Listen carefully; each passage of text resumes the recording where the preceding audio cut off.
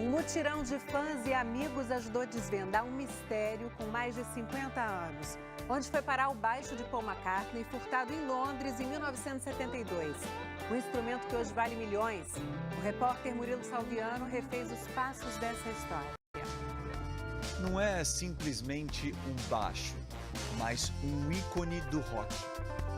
Modelo Hofner, de fabricação alemã, com pequenos detalhes que o tornam um instrumento único. Ele aparece entre os braços de Paul McCartney em gravações memoráveis. Love me do.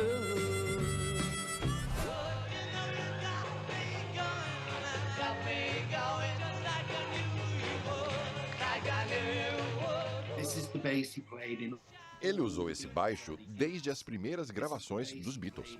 É um instrumento que participou da ascensão do grupo, um dos momentos mais definitivos para a história da música.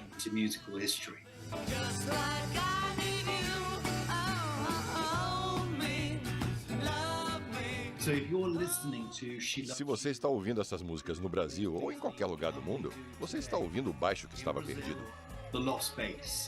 O Nick é um dos maiores especialistas nessa marca de baixo.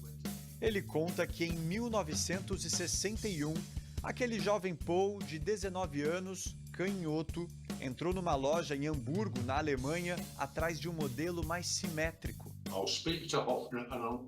O vendedor da loja falou que entraria em contato com a fabricante para ver se eles poderiam produzir uma versão para canhotos. Foi a primeira vez que eles fizeram isso. O instrumento é o primeiro da Hofner para canhotos. E sabe quanto o Paul pagou na época? Umas 30 libras, quase R$200. Hoje em dia, colecionadores pagariam cerca de 10 milhões de libras, mais de 60 milhões de reais.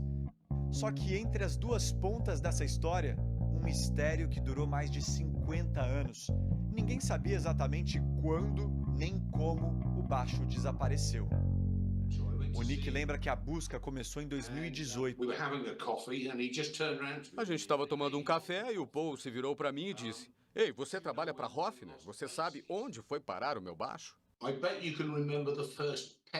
Aposto que você se lembra do seu primeiro bicho de estimação, um gato ou um cachorro. Qualquer guitarrista se lembra da sua primeira guitarra.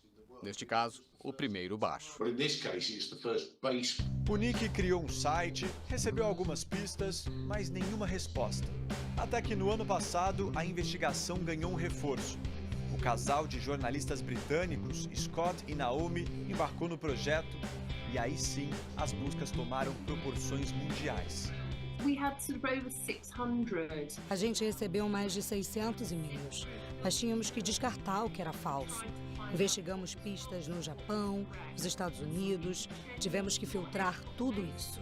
Mas não é que em meio a tantas informações desencontradas, duas versões de pessoas diferentes se coincidiam. Elas apontavam para esta mesma região de Londres, Notting Hill. Uma das fontes foi um engenheiro de som que trabalhou por muitos anos com Paul McCartney. Em outubro de 1972, os Beatles já tinham acabado. Paul tinha uma nova banda, Wings. O engenheiro de som se lembrava de ter guardado o instrumento na traseira da van que dirigia. Trancou com cadeado e achou que assim ficaria seguro. Quando eles voltaram no dia seguinte, o cadeado estava arrebentado. A história batia com as informações de uma outra pessoa que, sob condição de anonimato, confessou ser o filho do homem que roubou o baixo. Ele disse que o pai não sabia que o baixo era do Paul e quando se deu conta, com medo de que a polícia batesse na sua porta, ele decidiu se livrar do instrumento. E foi aí que ele veio até aqui, nesse prédio onde antes existia um pub, e ofereceu para o dono do bar o baixo em troca de um pouco de dinheiro e algumas cervejas. O dono do pub se chamava Ron Guest. Depois, o baixo passou para as mãos do filho mais velho dele, Graham Guest, que morreu num acidente de carro. Aí foi para o irmão mais novo, Hayden, que também morreu em 2020. O instrumento acabou ficando com a viúva do Hayden, Katie Guest, e foi ela quem decidiu devolver o baixo em setembro do ano passado. O Paul dizia que devia estar num castelo na Alemanha. enfeitando o alto de uma lareira. Mas todas essas hipóteses estavam erradas. No fim das contas, o baixo estava aqui, nessa pequena cidade no litoral sul da Inglaterra. Um instrumento avaliado em milhões de libras, ícone da história da música, ficou por muitos anos guardado em uma das casinhas dessa rua, num bairro de classe média. E o mais surpreendente é que essa casinha fica a pouco mais de 10 quilômetros de um estúdio usado pelo Paul. Aos jornais britânicos, Cat disse que encontrou o instrumento no sótão da casa dela depois que o marido morreu. Nas redes sociais, o filho da Cat publicou uma foto segurando o instrumento. E numa outra, exibiu o baixo sendo usado como porta-chapéu. Assim que o baixo foi devolvido, a equipe do Paul ligou para o Nick e ele foi chamado para verificar se aquele era realmente o original. Tem uns arranhões e marquinhas. É o baixo roubado, sem sombra de dúvidas.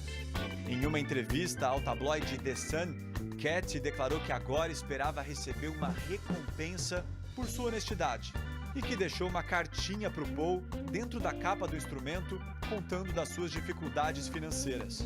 Até agora, oficialmente, não foi anunciado nenhum acordo financeiro entre eles. A equipe do Paul publicou uma mensagem afirmando que ele está incrivelmente grato àqueles que se envolveram nas buscas.